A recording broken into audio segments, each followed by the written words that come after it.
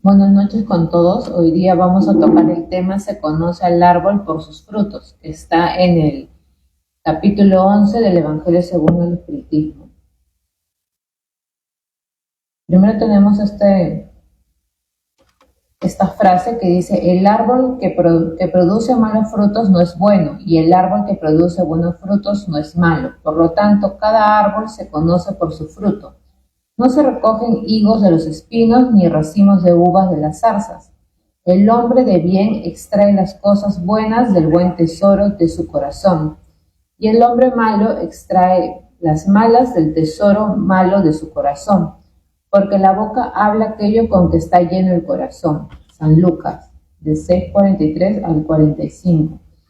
Aquí nos quiere decir de que todo lo que nosotros debemos fijarnos es de las acciones o los resultados que realicen las personas o los profetas, entre comillas, ya que los resultados o sus acciones serán lo que ellos en realidad son, ya que si solamente nos fijamos de las palabras, pueden quedar solamente en eso, en palabras. Guardaos de los falsos profetas, que vienen a vosotros cubiertos con pieles de oveja, pero por dentro son lobos rapaces. Por sus frutos los conoceréis. ¿Acaso se cosecha uvas de los espinos o higos de los albrojos? Así todo árbol bueno produce frutos malos. Un árbol bueno no puede producir frutos malos, y un árbol malo no puede producir frutos buenos. Todo árbol que no produce buenos frutos será cortado y arrojado al fuego. Así pues, por sus frutos los conoceréis. Aquí volvemos a tocar el tema de que nos tenemos que guiar de los resultados, de las acciones que se hagan o que consigan esas personas a las que podemos tener como maestros, como guías, ya que en las palabras, se vuelve a repetir acá, ¿no? Las palabras, los discursos que pudiesen ellos hacer pueden quedarse en eso, ¿no? En palabras, en discurso, pero uno se va a dar cuenta en sus acciones, ¿no? Por ejemplo, en el caso de Hitler, él decía muchas cosas, prometió muchas cosas y vimos sus resultados, ¿no? Las muertes de gente inocente. Entonces, ahí es un ejemplo, ¿no? Y como esos hay tantos líderes o personas como maestros, como líderes que las personas pueden tomar. Tened cuidado de que no os engañe nadie, porque vendrán muchos en mi nombre diciendo: yo soy el Cristo, y engañarán a muchos. Surgirán muchos falsos profetas que engañarán a muchas personas, y porque abundará la iniquidad, la caridad de muchos se debilitará, pero el que persevere hasta el fin, ese se salvará. Entonces, si alguno os dice: Cristo está aquí o allí, no te creáis, porque se levantarán falsos cristos y falsos profetas, que harán grandes prodigios y cosas asombrosas para engañar, si fuera posible, incluso a los escogidos. Aquí volvemos a tocar este tema más a profundidad, porque sí Jesús nos previene, ¿no? De que van a haber falsos profetas, van a haber falsas personas que nos van a querer enseñar cosas, a veces cambiando inclusive palabras o cosas que dijo Jesús, ¿no? Tenemos como por ejemplo la Biblia, que han borrado de la Biblia por el Concilio de Constantinopla el tema de la reencarnación. Y así hay muchos temas que tanto la Iglesia Católica o como otras religiones han querido cambiar a su antojo, a su beneficio, y eso es algo que no se puede hacer, porque las leyes o las recomendaciones de Jesús son eso, no se puede cambiar, ¿no? No podemos hacer lo que queramos.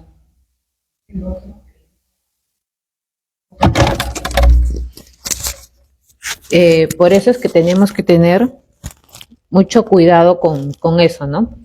De aceptar si algo no nos gusta, alguna ley, algo no nos gusta, tenerlo presente y trabajarlo porque eso es nuestro progreso, ¿no? No podemos simplemente cambiar. Por ejemplo, en el tema de la infidelidad, o sea, tú dices: no, yo sí quiero ser infiel, y es algo que te cuesta, entonces tú tienes que decir: esto es lo que tengo que aprender en esta vida, lo tengo que trabajar, tengo que respetar a la persona. Entonces, es tu tarea, ¿no? Y no por eso vas a quitar de los mandamientos o de la Biblia ese tema, ¿no? Y así como muchos ejemplos. Por lo común se atribuye a los profetas el don de revelar el porvenir, de manera que las palabras profecía y predicción se han vuelto sinónimos. En el sentido evangélico, la palabra profeta tiene una significación más amplia. Se denomina así a todo enviado de Dios con la misión de instruir a los hombres y de revelarles las cosas ocultas y los misterios de la vida espiritual. Por consiguiente, un hombre puede ser profeta aunque no haga predicciones. Acá está explicando un poco más sobre lo que significa profeta, ¿no? Nosotros consideramos profeta es una persona con conocimiento que viene a traer palabras de Dios o un conocimiento más elevado, más espiritual. Pero algunas personas pensaban que venía de profecía, de adivinar algo, ¿no? Pero no ese no es el caso, ¿no? Esa es la aclaración que hacen aquí. Prodigios de los falsos profetas. Conforme a la opinión del vulgo ignorante, todo fenómeno cuya causa no se conoce pasa por sobrenatural, maravilloso y milagroso. Una vez conocida la causa, se reconoce que el fenómeno, por extraordinario que parezca, no es otra cosa que la aplicación de una ley de la naturaleza. De ese modo, el ambiente de los hechos sobrenaturales se estrecha a medida que se ensancha el de la ciencia. Antiguamente han podido suceder muchas cosas que las personas los tomaban como que si fuesen dioses, semidioses o personas elegidas, ¿no? Y conforme la ciencia ha ido evolucionando, hemos podido entender que esto era tal vez química, física, ¿no? Cosas que sí tienen un significado y que en realidad no es algo milagroso. Pero en esas épocas no se tenía ese conocimiento y por eso es que a veces a ciertas personas le daban un poder que no debían, ¿no? Pero ya la ciencia poco a poco va avanzando y nos va esclareciendo y por eso que la fe tiene que ser razonada, ir de la mano la fe con la razón. En todas las épocas hubo hombres que explotaron en provecho de su ambición, de su interés y de su anhelo de dominación ciertos conocimientos que poseían, con la finalidad de conquistar el prestigio de un supuesto poder sobrehumano o de una pretendida misión divina. Esos son los falsos cristos y los falsos profetas. No obstante, la difusión de los conocimientos arruina su crédito, razón por la cual su número disminuye a medida que los hombres se ilustran. Antiguamente, pues, habían muchos dictadores, muchos tiranos que se encargaban de lavarles el cerebro, se puede decir, a sus pueblos, para ellos endiosarse y para que el pueblo los siga ciegamente, ¿no? Tenemos el caso de ahorita el emperador de Corea del Norte, ¿no? Que ha creado toda una historia y los tiene como encapsulados en su pequeño universo para que ellos no puedan adquirir información, no tienen acceso a internet, no tienen acceso a muchas informaciones y por eso que los mantiene engañados, ¿no? Y los mantiene sufriendo, ¿no? Entonces son personas que, bueno, a veces son muy malas, egoístas y buscan solamente su provecho, pero va a llegar tarde o temprano el momento de que desencarnen y se enfrenten con la realidad, ¿no? Que la vida continúa allá y, bueno, allá todos somos iguales y van a tener que pagar lo que han vivido.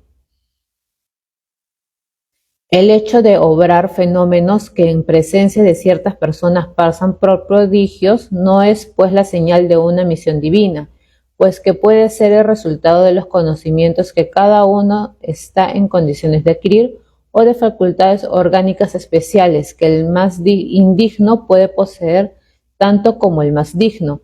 El verdadero profeta se reconoce por características más formales y de carácter exclusivamente moral. Acá nos estamos refiriendo a los mediums, ¿no? Hay dos tipos de medium, ¿no? El medium que se dedica, como Chico Javier, como Divaldo Franco, a investigar y a utilizar su mediunidad para ayudar al prójimo a través de un conocimiento sobre el mundo espiritual, tal vez sobre las cartas que hacía Chico a las madres, ¿no?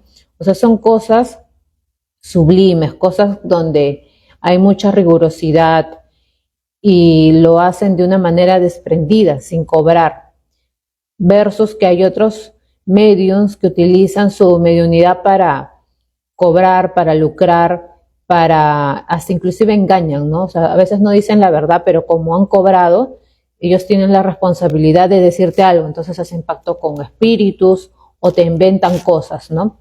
Entonces son personas que no han sabido manejar su poder o su facultad, y entonces se endeudan y van a tener que seguir viniendo hasta que en algún momento se enderecen, ¿no? En cambio, en el caso de Chico Javier y de Edivaldo Franco, son espíritus que han ido en cada vida con mediunidad, la han ido puliendo y la han ido trabajando en favor del prójimo, ¿no? Por eso que se ve la diferencia, el grado de mediunidad de Chico Javier de Edivaldo Franco versus a los otros. No creáis a todos los espíritus, amados míos, no creáis a todo espíritu, sino verificad si los espíritus son de Dios, porque muchos falsos profetas se han levantado en el mundo. Primera epístola de San Juan 4:1. Aquí también tenemos que tener mucho cuidado porque hay espíritus que te pueden engañar. Por eso es que es necesario que cuando se trabaje con la mediunidad sea de una manera seria, organizada y previamente haber estudiado. O sea, no se puede trabajar la mediunidad primero antes que el estudio, porque el estudio te va a ayudar a esclarecer, a entender, y ya tu nivel de conciencia va a ser mejor porque vas a aprender ciertas palabras, cierto conocimiento que te va a guiar, ¿no? Y de igual manera, siempre te vas a dar cuenta, por ejemplo, en el libro de los medios de Kardec, ahí él habla del tema de cómo puedes identificar que un espíritu es malo, ¿no? Porque te va a adular, te va a decir cosas como para que te levante el ego, y un espíritu de Dios jamás va a hacer eso, porque esa es tu facultad, pero es tu tarea y no por eso eres más que otros, ¿no? Eso en primer lugar, y segundo también que el conocimiento que te va a dar es un conocimiento profundo, no es un conocimiento vano que cualquiera te lo podría decir, ¿no? Los fenómenos espíritas, lejos de dar crédito a los falsos cristos y a los falsos profetas, como algunas personas se complacen en manifestar, vienen por el contrario a darles el golpe definitivo. No pidáis al espiritismo milagros ni prodigios, porque declara formalmente que no los produce. Del mismo modo que la física, la química, la astronomía y la geología han revelado las leyes del mundo material, el espiritismo viene a revelar otras leyes que hasta ahora no se conocían, las que rigen las relaciones entre el mundo corporal y el mundo espiritual.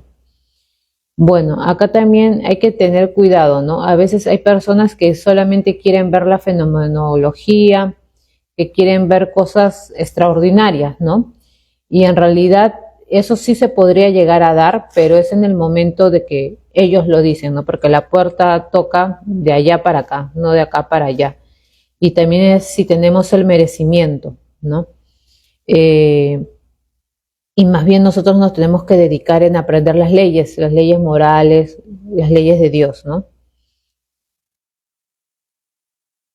El espiritismo revela otra categoría mucho más peligrosa de falsos cristos y falsos profetas que no se encuentra entre los hombres sino entre los desencarnados, la de los espíritus embusteros, hipócritas, orgullosos y pseudosabios, que de la tierra han pasado a la erraticidad y adoptan nombres venerados, así con la máscara detrás de la cual se ocultan, intentan favorecer la aceptación de las más extravagantes y absurdas ideas. Hay que tener mucho cuidado porque los espíritus, una de sus propiedades es la idioplastía, entonces ellos pueden cambiar su forma, ¿no? O sea, por ejemplo, un espíritu puede tomar la forma de San Francisco de Asís, un ejemplo, y decirte que es San Francisco de Asís. Y como a veces hay espíritus bajos, pero tienen años, entonces son espíritus que tienen cierto conocimiento, ¿no? No tienen la moral, pero tienen conocimiento. Entonces te pueden decir ciertas cosas que te pueden llegar a engañar. Por eso es que, como comentamos, cuando se hace mediunidad tiene que el ambiente estar protegido, tiene que ser en un horario y tiene que ser con el estudio, porque sí es muy fácil de que los medios sean engañados. Por eso es que eso es algo que se tiene que tomar con mucha seriedad y mucho cuidado. Además que los espíritus pueden leer tus pensamientos, entonces te pueden decir cosas que tú dices, no, sí es cierto, es mi familiar, por ejemplo, se pueden hacer pasar por tu familiar, pero no no lo es, sino que como está en tu casa, escucha todo o lee tus pensamientos y te dice, ¿no? Se puede hacer pasar por un familiar difunto. Antes de que se conociesen las relaciones mediúnicas, esos espíritus ejercían su acción de un modo menos ostensible, a través de la inspiración de la mediunidad inconsciente, auditiva o parlante. Es considerable el número de los que en diversas épocas, pero sobre todo en estos últimos tiempos, se han presentado como alguno de los antiguos profetas, como Cristo o como María, su madre, también como Dios. Claro, estos espíritus bajos a veces se hacen pasar, ¿no?, por esas personas, pero uno se da cuenta por la forma como hablan, porque siempre su forma va a ser un poco egoísta, un poco hueca al hablar, no va a haber tanto conocimiento profundo. Y aparte que también la energía que vas a sentir, ¿no? Por eso que uno tiene que tener mucho cuidado. Ahora vamos a ver un video donde se habla del santo desilusionado. El santo desilusionado. La exposición giraba, en el hogar humilde en Cafarnaúm, en torno a asuntos alusivos a la devoción, cuando el maestro narró con significativo tono de voz. Un venerado devoto se retiró, en definitivo, para una gruta alejada, en plena floresta, a pretexto de servir a Dios. Allí vivía, entre oraciones y pensamientos que juzgaba irreprensibles, y el pueblo, creyendo que se trataba de un santo Mesías, pasó a reverenciarlo con intraducible respeto. Si alguien pretendía efectuar cualquier negocio del mundo, se daba prisa en buscarle el parecer. Fascinado por la consideración ajena, el creyente, estancado en la adoración sin trabajo, suponía que debía situar a toda la gente en su modo de ser, con la respetable disculpa de conquistar el paraíso. Si un hombre activo y de buena fe le traía a la apreciación algún plan de servicio comercial, ponderaba, escandalizado: es un error. Apague la sed de lucro que le hierve en las venas. Esto es ambición criminosa. Venga a orar y olvidar la codicia. Si ese o aquel joven le rogaba opinión sobre el casamiento, clamaba, afligido: es un disparate. La carne está sometiendo su espíritu. Esto es lujuria. Venga a orar y consumir el pecado. Cuando uno u otro compañero le imploraba consejos sobre algún elevado cargo, en la administración pública, exclamaba, compungido: es un desastre. Se aleje de la pasión por el poder. Esto es vanidad y orgullo. Venga a orar y vencer los malos pensamientos. Si surgía alguna persona de buenos propósitos, solicitándole la opinión sobre alguna fiesta de fraternidad en proyecto, objetaba, con irritación: es una calamidad. El júbilo del pueblo es libertinaje. Huya del desorden. Venga a orar para sustraerse a la tentación. Y así, cada uno que lo había consultado, en vista de la inmensa autoridad que el santo disfrutaba, se entristecía de manera irremediable y pasaba a compartirle los ocios en la soledad, en absoluta parálisis del alma. Pero el tiempo que todo transforma, trajo al perezoso adorador la muerte del cuerpo físico. Todos sus seguidores lo juzgaron arrebatado para el cielo y él mismo creyó que, del sepulcro, seguiría directo al paraíso. Con inigualable asombro, sin embargo, fue conducido por fuerzas de las tinieblas a un terrible purgatorio de asesinos. En llanto desesperado indagó, a la vista de semejante e inesperada aflicción, de los motivos que le habían situado el espíritu en tan pavoroso e infernal torbellino, siendo esclarecido que, si no había sido homicida vulgar en la tierra, era identificado allí como matador del coraje y de la esperanza en cientos de hermanos en humanidad. Silenció Jesús, pero Juan, muy admirado, consideró: Maestro, jamás podría suponer que la devoción excesiva condujese a alguien al infortunio tan grande. El Cristo, sin embargo, contestó, imperturbable: plantemos la creencia y la confianza entre los hombres, comprendiendo, sin embargo, que cada criatura tiene el camino que le es propio. La fe sin obras es una lámpara apagada. Nunca nos olvidemos de que el acto de desanimar a los otros, en las santas aventuras del bien, es uno de los mayores pecados delante del poderoso y compasivo Señor.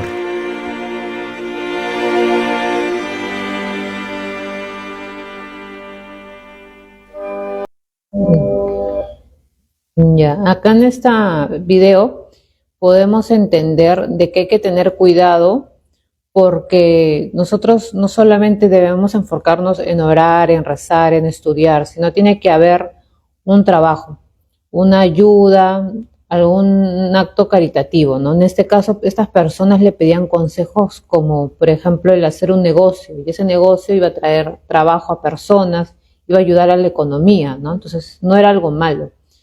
La persona que se quería casar también iba a ser su familia. Al tener hijos puede ayudar también en el plan reencarnatorio de esos niños a traerlos al mundo. Y así, ¿no? O sea, tenían lo que ellos pedían, o sea, lo que ellos querían hacer eran cosas buenas, no eran cosas malas, ¿no?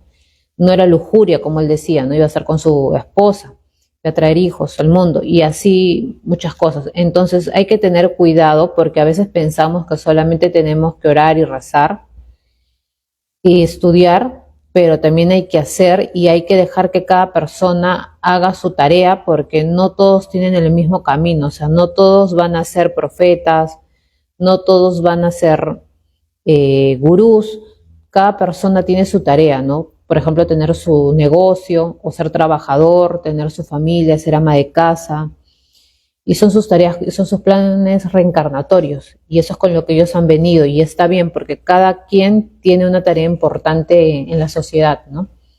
Y en su plan reencarnatorio. Eso sería todo. Muchas gracias. ¿Tienen alguna pregunta? Un comentario, ¿no? El ejemplo que ponen en el video, el supuesto religioso era fanático. Entonces el fanatismo enseguece y te hace egoísta. Eso, ¿no? No ayudó, no dejó que disfruten, que hagan su fiesta, porque también el tener una fiesta es disfrutar los momentos de solaz a que todos tienen derecho, pero todo lo veía pecaminoso. Cuando caemos en ese extremo, caemos en el fanatismo, y el fanatismo no es nada. Entonces es ejemplo de un falso profeta.